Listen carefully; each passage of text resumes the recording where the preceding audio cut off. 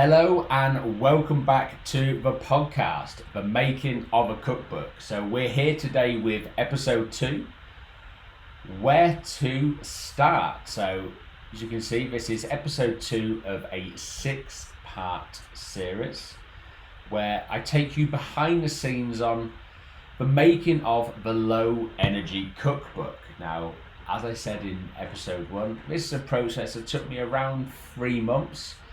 So it's not a massive timescale, but it was very, very intense. A lot of late nights, long hours, all that sort of stuff. So where do I start? Where do you begin when it comes to writing a book? Now, for me, this wasn't my first book. I did it on social media, and I took the same sort of approach. I have these sort of floaty ideas. So I had the concept. I started researching various bits about the topic. So for this, I created a magic spreadsheet which can do all the energy calculations for every dish out there.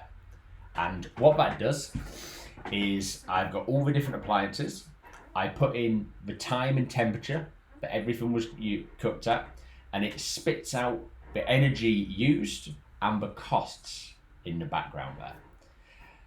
Now, this was one of the early parts of this project. I had a few ideas of different recipes, different things I wanted to bring involved, but I wanted to work out how much it costs per hour to use each of these various different things.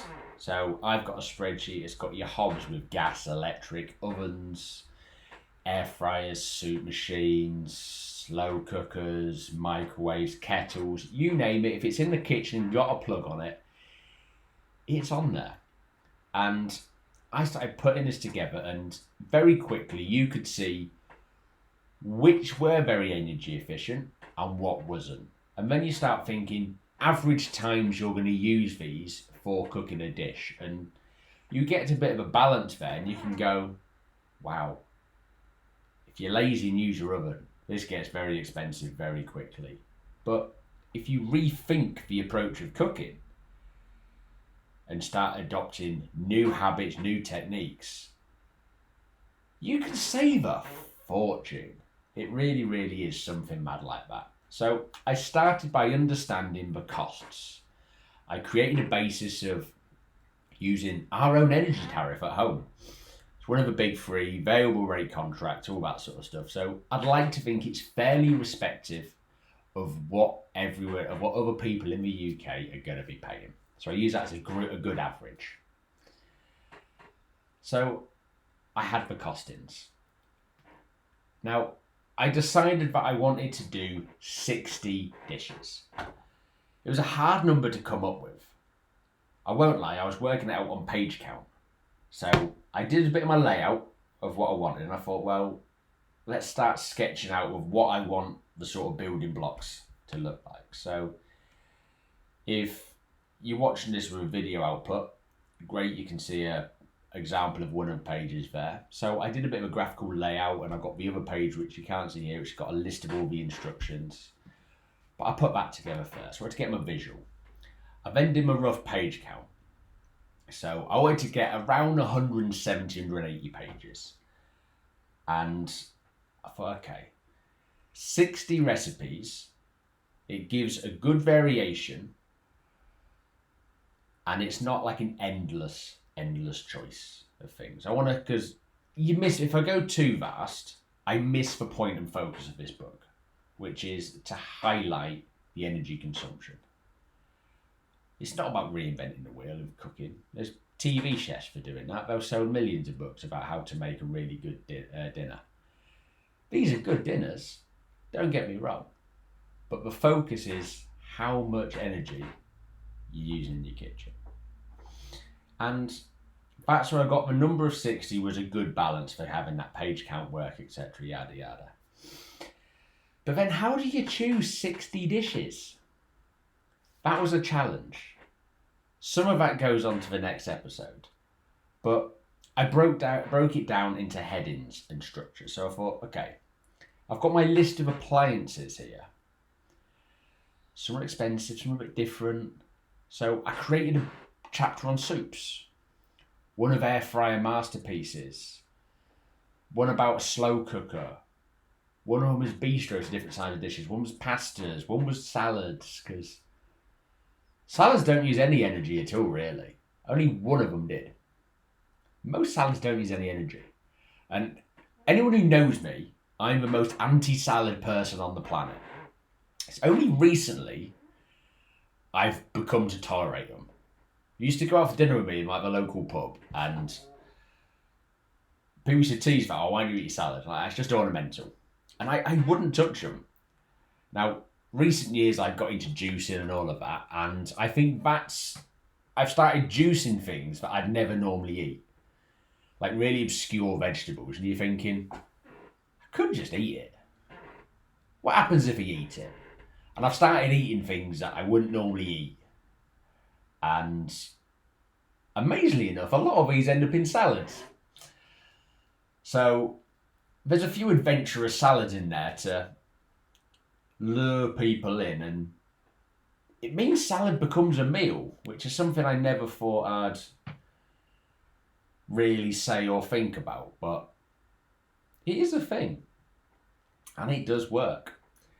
So that became a heading in the content. So I mapped out all the various different sort of sections. I went, okay, let's do 5 dishes on each section.